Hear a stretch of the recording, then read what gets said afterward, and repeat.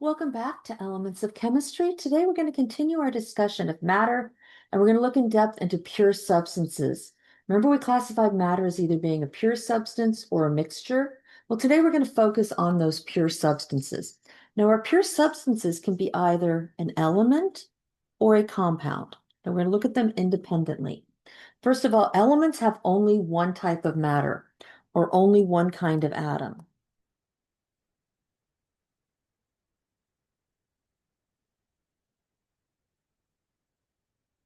Whereas a compound has two or more elements chemically bonded together. Okay, so I'm going to make a distinction here right now. So sometimes what happens if you have, like, let's say hydrogen? Hydrogen H2. I was going to draw it as a particle. We're going to have two hydrogen atoms chemically bonded together. Well, that is, on Earth, the elemental form of hydrogen, but it exists as a diatomic molecule. So yes, it's a compound, but it's of the same atom. So we also say that is elemental hydrogen. Okay, so a compound is generally two or more elements that are chemically bonded together. If we were doing a particle diagram, elements would have one circle of one color.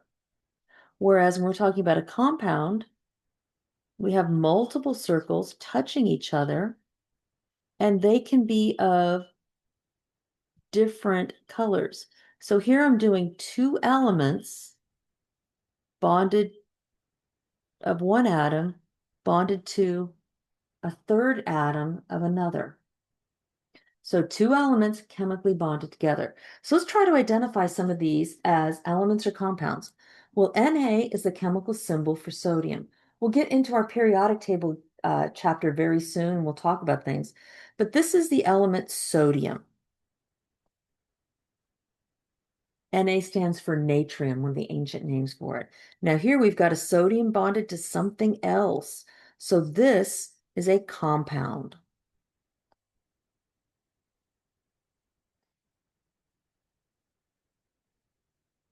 Whereas sodium was just an element. We talked about this earlier. Two atoms of the same element. This is the diatomic molecule oxygen. And I would call that elemental oxygen, so an element. Here's C for carbon and two oxygens. CO2, that's going to be a compound.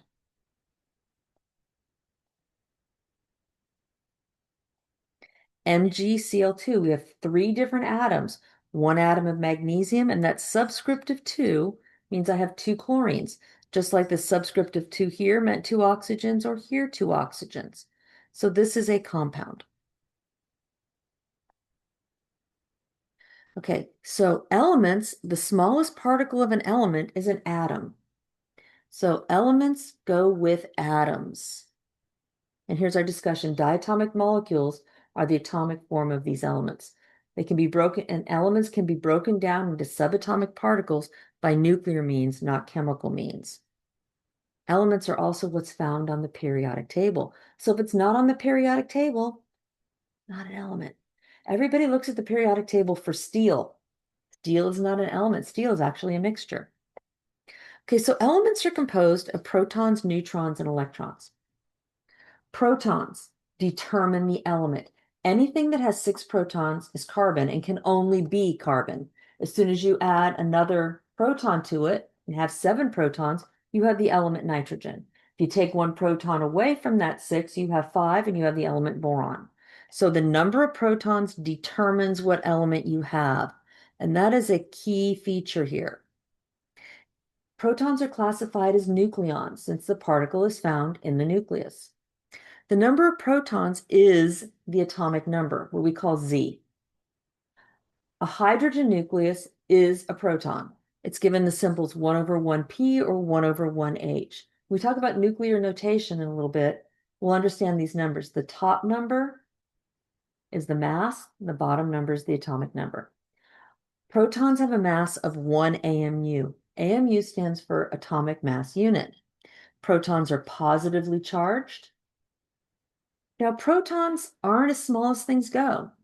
We can break these down even further. A proton is actually composed of 2 up quarks and 1 down quark. Depending on what level you're at, you may or may not cover quarks, but here it is. Protons were first identified and named by Ernest Rutherford and his team at the University of Manchester in the UK. And a proton can absorb or capture an electron, resulting in that proton absorbing that electron and becoming a neutron. A new element will be formed in electron capture because the new element has one less proton, because that proton has been absorbed and changed into a neutron. Now, a neutron is also classified as a nucleon. It's found in the nucleus. Along with the proton, it will determine the mass number of the atom. Mass number is the number of protons plus the number of neutrons. It is not atomic mass, but mass number. Neutrons are responsible for the different isotopes. An isotope is an atom of the same element, but they have different numbers of neutrons. So for an element, the number of protons stay, the number of neutrons can change. It has a mass of 1 AMU, just like the proton. It has a neutral charge, and unlike a proton that was 2 up and 1 down, this is 1 up quark and 2 down quarks. A neutron can also decay. It's going to leave behind a proton, an injected electron, and you're also going to kick out something called an antineutrino. This is what happens when you have a beta decay. Neutrons were theorized by Ernest Rutherford, but weren't discovered until James Chadwick did some work there. And then Millikan also came involved. A bunch of people were involved in this. Millikan mostly here with the electron. Now, electrons are found in the electron cloud. For a neutral atom, when it's electrically neutral, the number of protons equals the number of electrons. These are a low mass particle called a lepton, and an electron has a mass of 1 over 1,836 AMU. So they have very little contribution to the atomic mass. So the atomic mass is protons plus neutrons. We only have, right now, as of recording of this video in July of 2025, about 118 elements. So that 1,836 isn't going to contribute much to the overall mass. Electrons were discovered by J.J. Thomson in his cathode ray experiments. X-rays, beta rays are all just streams of electrons. When they're gained or lost by an atom, the atom will be said to have ionized or become a charged particle. And electrons are shared or transferred in the formation of chemical bonds. Where they are, what they're doing, that's much of what we study here in chemistry. So let's try a couple of things here and see what we can find out. So here I've got some nuclear notation. This is called mass notation. I have Na23. So this is sodium with a mass of 23. Well, what do I know? I know sodium, if I look on the periodic table, has 11 protons. Okay, so that means no matter what, its atomic number is going to be 11. It is not an ion, so it's going to have 11 electrons. To figure out the number of neutrons, protons plus neutrons equals mass.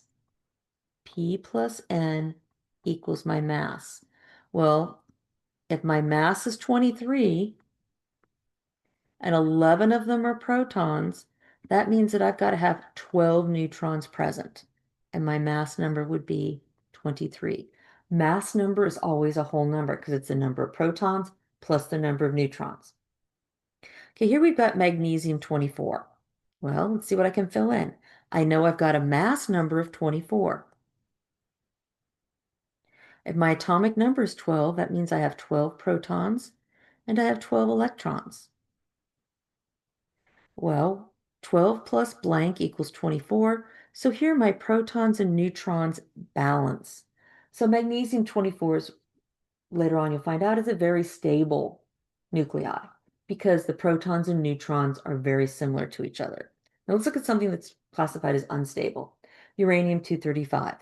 Well, we know it's got a mass number of 235. If it's got 92 protons, that means its atomic number is 92. It's not charged, so that means it has 92 electrons. Now, if I want to find out how many neutrons, I'm going to have to take 235 and subtract the 92 from it, and just use a calculator real quick. And that gives me 143 neutrons. Okay, so let's figure out this unknown one here. I know it's got an atomic number of 92. So no matter what, it's got to be some uranium atom. It has a mass number of 236. Well, if its atomic number is 92, its protons are 92, its electrons are 92. To get its number of neutrons, I'm going to take the mass, 236, and I'm going to subtract the 92. And that's going to give me 144 neutrons. Let's do a bonus one in here. What if I had Na23 and had a positive here? That positive sign tells me I've got an ion. An ion is something that has gained or lost electrons. If it is a positive ion, that means I have more protons than I do electrons. So if it's sodium, it's got an atomic number of 11. It's got 11 protons. If it is a positive charge, that means I've lost an electron. There's more protons than electrons. If I've lost an electron, I would have had 11. Now I have 10. My mass is still going to be 23.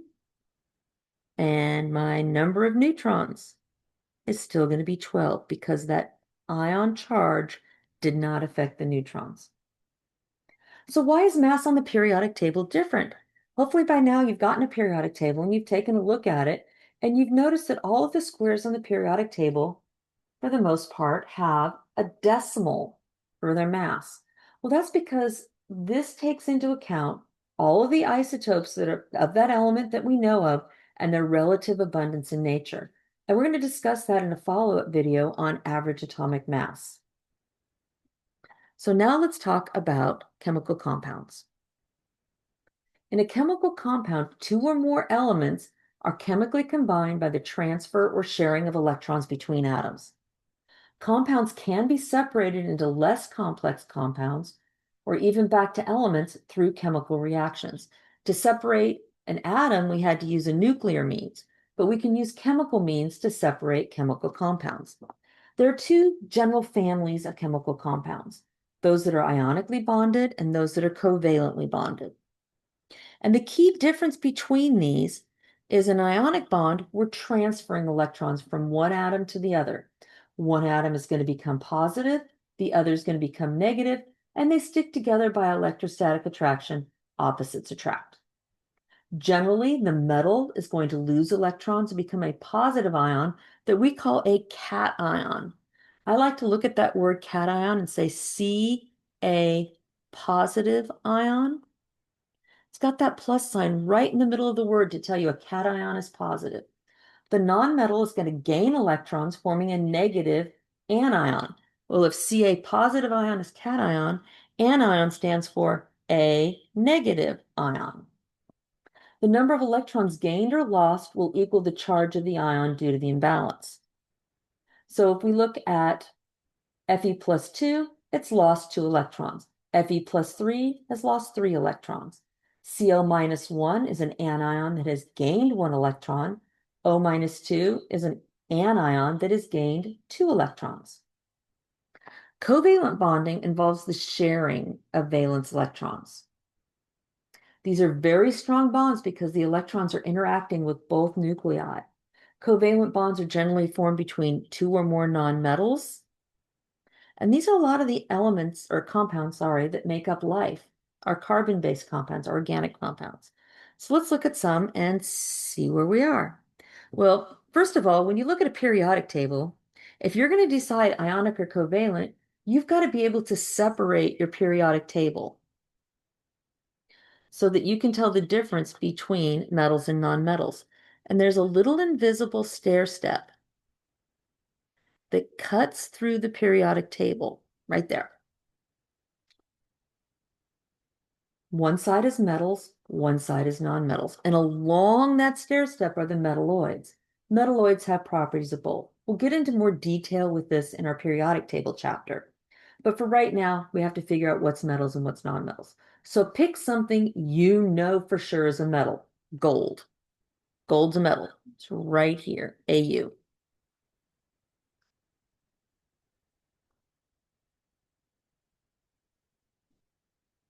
It's on the left side of the arrow. Pick something you know is a nonmetal. Neon. It's gas. It's on the right side of that stair step. So you've got something on the right and something on the left. You're going to have an ionic bond. So here's sodium, here's chlorine, one on each side. It's an ionic bond. Carbon, oxygen, they're both on the same side of the stair step. Covalent bond. Phosphorus and oxygen. Here's phosphorus, here's oxygen. Covalent bond. Iron and oxygen, opposite sides, ionically bonded.